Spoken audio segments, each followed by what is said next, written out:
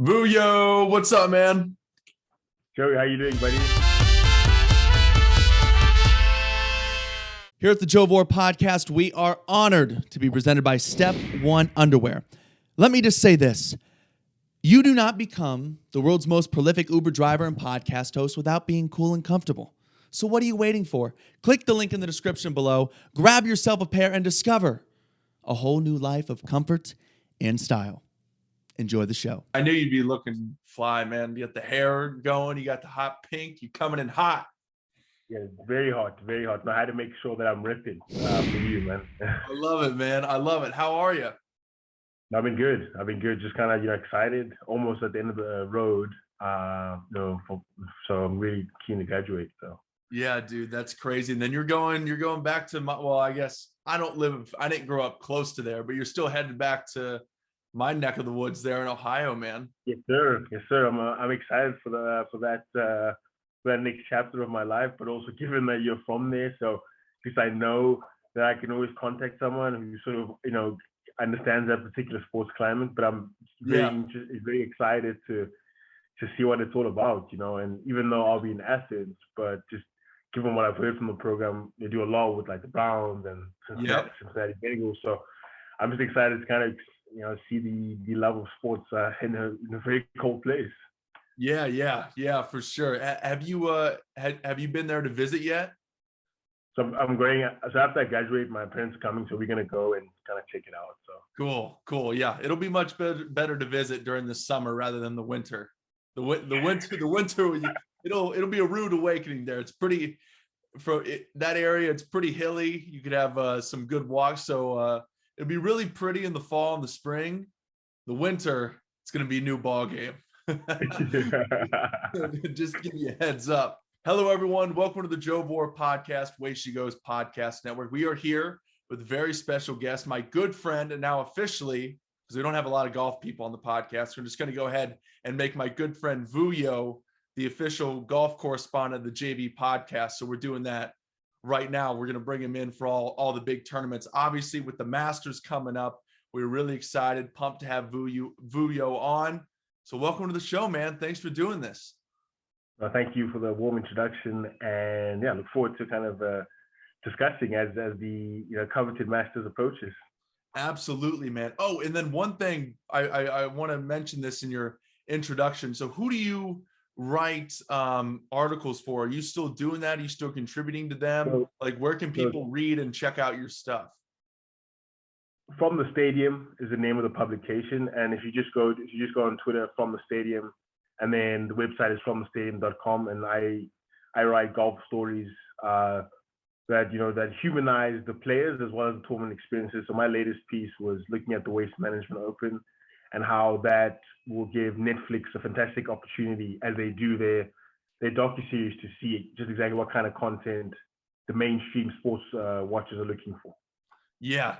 So everyone go check it out. That'll be great stuff. And that's a great point. And we've seen, the Waste Management Open is ginormous, but we've seen just what a new crowd Netflix has brought into something like F1. I can't imagine how the game of golf will grow even more. And the Waste Management Phoenix Open, it's hard to believe it could get any bigger. But if Netflix did some sort of series, got in there, and just something that's so accessible and that's something that almost everybody has in Netflix, you're going to be bringing in so many people that don't even care about golf, but they just are like, this is a spectacle. Arizona's a cool place to go. I can't imagine what that would do to the tournament. It'd be unreal.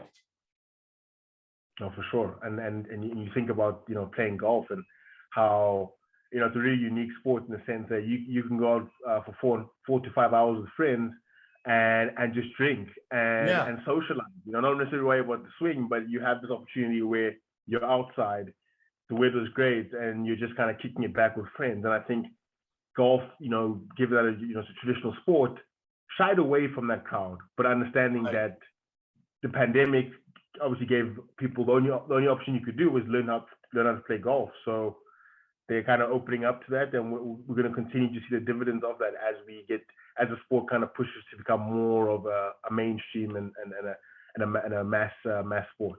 Yeah, no doubt about that. Golf is really starting to come around. Of course, there will always exist the old traditional, very buttoned up, very classy country clubs and things like that. But we've seen even more tournaments just beyond the Waste Management Open be a lot of fun. We see how fun that Pro-Am is that they do out at Lake Tahoe, where all the celebrities and athletes show up too, and just it's really a party, an event, and outlets like Barstool Sports, what those golf guys do, and how the players come and do collaborations with them, and the players really embrace it. I mean, I never would have thought I would have seen, we could see crazy stuff, people taking their shirts off at the Waste Management Open, but then you look at guys who aren't playing on that last day, shotgunning beers at the Ryder Cup. Like, who would have ever thought we would see something like that and people love it as much as they did? Exactly. No, I mean, I agree with everything you said. I mean, it's amazing how far it's come. And my hope is we see the bigger players with much bigger platforms truly take advantage of that, because that kind of sort of golf influencer space at the moment is pioneered by your sort of good guys who are good, but you're mid-level. But you could imagine if, on a consistent basis, you have a guy like Dustin Johnson or Rory McIlroy, right? Engaging what the crowd wants to see, or kind of acting like one of us in terms of shotgunning beers and things like that. I mean, the game could really explode even more when you have your best doing it. So that's kind of the next step in terms of as we see that the emergence of this golf influencer. Right. It's got to go. Yeah, it's right now. It's like the Max Homa type of guys, but you start getting the Rorys and even Phil. Not so much of that, but he has embraced more of just kind of like the dad, like weird humor. Phil kind of is a personality now, and especially after he won that last huge tournament that no one expected. I mean, he really has nothing left. He's out there just having fun. So it's going to be really cool to see how it more and more comes around. So let's get into talking about the Masters, and let's just start with the big topic right away. And that's Tiger Woods. From everything that we hear, he's down there. He played a practice round. Him and Charlie played at Augusta, played a practice round. He's on the betting odds. I was looking it up on DraftKings. He's like plus 4,000 to win, which, he's not the favorite by a long shot, but there's still a lot of guys behind him. And we haven't seen Tiger play in public without riding on a golf cart. And from what I know, my dad's been to the tournament a handful of times. The TV does not do the justice of how much of a challenge it is to walk Augusta. Like, it really is taxing throughout the week, not only mentally, but physically getting around that golf course. And then, he's only plus 450 to make it into the top 10. You could do a lot worse than that. So, the Tiger buzz is crazy. Everything looks like he's going to play. Do you believe that he's going to play? And when we start things off on Thursday, we're going to be watching Tiger Woods at the Masters? I 100% believe he's going to play. And I think the key is not necessarily that he did the practice round, but just more so the fact that he's just really been ramping it up. And I think ultimately only his people inside know, but if he was able to get back to Florida and play on the Wednesday after the practice round, as well as yesterday and today, and still continue to kind of have that, post-round recovery and then go again for another 18, then I think that there's no reason why he shouldn't play there. And I just think overall with the unpredictability of the current golf world means that a guy like him can come in and pick up from where he left off from. So I am 100% believe he's teeing it up. Well, he better. I got the red shirt and the Nike hat back here, so I'm ready to go, man. I'm all in. Tiger moves the needle for me. I love golf. I enjoy playing. I don't watch every weekend. I'll follow closely, but if Tiger's there and it's the Masters, I don't care if he doesn't even make the cut. We got to manage our expectations here, but I'm going to be watching. It's going to be exciting. And also, this is going to be our first Masters tournament post-COVID, where we kind of have a full crowd and things feel a lot more normal. So, between that, it's going to be a great week. This is going to be really fun. This is going to be awesome. And just to your point, the fact even if we hear the announcer saying 4 please, Tiger was now driving, and he hits that first shot, I mean, that's all I need to see to say that. I didn't expect. I didn't know.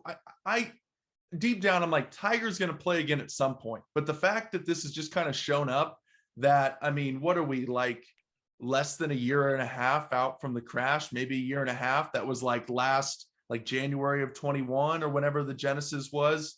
Like, that's unbelievable to me. And this is the one that he's going to come back for. It's incredible. Even if we only get 2 rounds out of it, like you said, he steps up to that first tee and we hear his name.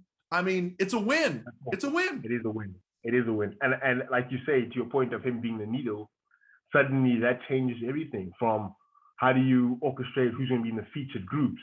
Yes. And the crowd buzz as well, because, you know, as much as, yes, we want him just to play, one thing I've learned about watching Tiger Woods a whole lot is that he never goes to a tournament with the belief that he can't win. Right. So, and I don't necessarily have expectations that he's gonna go crazy or unconscious for us next week. But when that Tiger Mania atmosphere and aura starts to build, very, very magical things happen. So very interesting to see how, if he makes a birdie run on Thursday or Friday, how, you know, the winds of the crowd begin to, shake the other guys, because even though he's been out for so long, that aura still reigns. So it's 100%. Very exciting. Because sometimes at the Masters in these tournaments, sometimes we'll get like an unknown or a smaller name guy that, you know, posts some good scores going into the weekend. They don't always win, but it's like, hey, after day one, this, you know, so-and-so, you know, is 4 under and they're at the lead. But with the post-COVID crowds back, and if, you know, one of those guys end up in a Tiger group, no way something like that it's going to happen. To be very, very difficult, because I mean, just the pressure, it's like, oh my gosh, you know, it's just like less than a year and a half ago, we thought it was like, is this guy going to die? Like what, like seriously, that was a real thought, you know, when you hear the news, and the fact that he's back is just, it's just incredible. So outside of Tiger, you're more tuned into the golf stuff than I am. Who are you really excited to watch starting Thursday? You know, who's hot coming into this? Who do you think is really primed to make a run? I was looking up the odds a little bit. It looks like John Rahm is the favorite. You got Rory towards the front. Victor Hovland is kind of there around, you know, the 7th or 8th best odds, who I really like, who I remember watching for the first time. I think I really got exposed to him when he was the low amateur. I think was his first time at the Masters of the year that Tiger won the last time. That's right. Yeah, I really enjoyed watching him. I was thinking about throwing a future, a value pick on Max Homa just because I like him. Why not? Really good odds, or throw at least, you know, a few bucks down to make the top 10. You never know. So who are you really excited outside of Tiger? Who should we watch for this coming week? So I'll just preface by saying that a lot of the guys who, you know, have great odds, your John Rahm, your Jordan Spieths, and your Justin Thomases, are actually not where I'm looking initially. Right. I think clouded in the Tiger news, and this again speaks to him being the needle, is the fact that a guy named Scottie Scheffler is now the world number 1. And, you know, it literally only took him 42 days after his first win to then winning his 3rd tournament last week to vault up to number 1. And his golf game is very kind of like an old man's game. It's conservative, fairways, greens. Yep. So I would say Scottie Scheffler is one guy I'm really queued up on in terms of he can win. Yep. And then another name that comes to mind is Sam Burns, and I think he's also at 40-1. He's won 3 times in the last 12 months, and his most recent start prior to the match play at the Valspar, he won and defended his title. So he's another name. So those are the 2 names that I think I'm looking forward to watching, and I think really have a good chance. And then I think the Georgia native Kevin Kisner coming off a strong week as well. He's at 100-1. I think another sort of sneaky good pick in there. So those would be my 3 guys that I'm definitely going to keep an eye on. And then just a little bit on the top guys, Justin Thomas in his last 8 starts has had 6 top 10s, and he's got the lowest sort of scoring average in those tournaments that he's played. So you feel like at some point in time, it's got a job for him. So at 13-1, I'd say, hedge your bet there. So those would be the guys I'd say for sure are my top 4 contenders.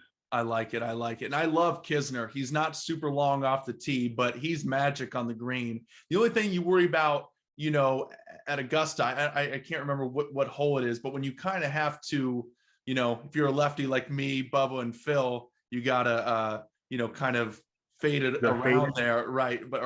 And then if you're a righty, you got to draw it around the corner. You have to worry about when you kind of need it and you got to hit that green and try to score there. Can he reach it? Is he long enough to kind of get into position there to make a score? Because we see that's always really important for the guys that are in contention coming down the stretch on Sunday. True. Yeah. I'll just add though, this is why I love this Masters tournament, because there's just so much tradition. But when Zach Johnson won his green jacket back, I think in 2007. Okay. He didn't actually go for any of the greens on the par 5s. Wow.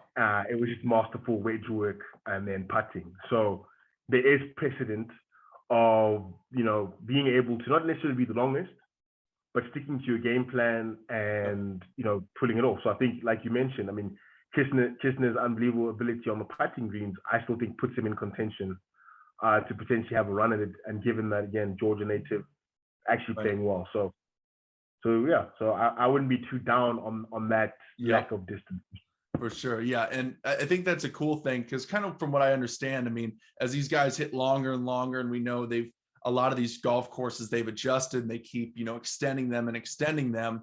Augusta still seems like one of those places that's holding on to where, these old school kind of old man game, hit the fairway, hit the greens, kind of conservative, kind of slow and steady, right? We've seen guys like DeChambeau who, calls out the course. It's like, oh, this is a par 65. Then he goes out there and plays terrible and things like that. So these guys that are super long, I mean, it's hit or miss, but these guys, like you said, Kisner and Zach Johnson back when he won his, you can still win that way here. And I think that's why this tournament is, so much fun. Other than, of course, all the tradition and all the magic that we've seen over the years. Most certainly. And I think one last point on potential contenders, as people think about who to maybe bet on or who they believe will win. I think also important to note is, given that the Masters is obviously the only major that's played at the same venue, right, I always like to keep former champions in the loop. Yep. So a guy like Jordan Spieth as well, very, very dangerous. Obviously TJ's won, but your more traditional guys, like even guys who've been AWOL, but Masters Week is always a time where they seem to shine the brightest. I definitely keep my eye out on a couple of those guys. So Jordan Spieth, your Adam Scott, those are kind of guys that you may just say, hey, why not put a dollar here, a dollar there? Yeah. So very good. I like it. That's why we have you on, man. So how's your golf game going right now? When's the last time you made it out to play? Because I know you like to get out there. I played about 2 weeks ago. Yeah. Played at Papagao. It was fun to get out, as always. Still kind of grinding away at it. It's always tough because we got school. So I'll go out and I go to shoot a measly 77, 5 over, and you're like, yeah, that's fine. But obviously, I know that there is more in my game. Yeah. But I understand that I don't have the time to sort of, at least right now, to sort of kind of improve and pretend that, hey, I'm a scratch and I'm a pro guy in my head. But you have to manage those expectations, because it's like why do I get so frustrated when I hardly ever play or practice? Like, what do you expect? You know what I mean? But when you've done it before and you've hit those shots, or you feel good on the range, and then you don't go out there and hit them exactly the way you want, it's golf, man. It's humbling in that way. Big time. And I think always, every time when I go watch either live or on TV and I'm fired up because one of my favorite players is playing really well. Right. And this is another nice thing about being, out in the Southwest, that, the tournaments on TV, for the most part, finish around, 3 or 4, 4 o'clock. So there's still daylight. So if like I said, Rory McIlroy had a good week, or the tournament, I just got adrenaline from watching a playoff. I'm like, okay, damn, let me sprint to the range and go hit some balls because I'm feeling motivated by these guys. And I'm not saying obviously I want to get to the level, but why can I not at least be somewhat close to what I see on TV? So it's always funny how that works. Oh, for sure, man. I love it. I love it. Okay, last thing. What is your dream? Let's say public course. So, obviously like Augusta, I feel like is everyone's number one. Chances, very, very tough to get on. Hopefully you meet someone who's a member and they invite you out. But what's like your realistic, like dream public course that you would like to play? Like if you played it, you're like, wow, I could never play golf again because I've checked this off the list and it's just amazing. What's that course for you? Okay, so like I've had the privilege of actually playing a couple of courses that probably would have made this list. So I played Pebble Beach, Spyglass, Pinehurst #2. So, but one I would say would probably be Bandon Dunes. If I could play that golf course, and I'll happily hang up the sticks and say, you know what, I've achieved everything. I've played where most of all the golf courses I've played at, and kind of ticking that off as my final one would definitely be worthwhile.